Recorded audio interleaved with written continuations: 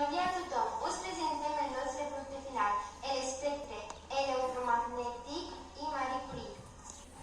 L'espectre electromagnètic. Jo us parlaré de l'espectre electromagnètic, que són diferents ones. Els que podem veure són l'espectre visible, que són els colors. N'hi ha d'altres que són els raigs X, que ara us explicarà la meva companya. Marie Curie. Sí, Marie Curie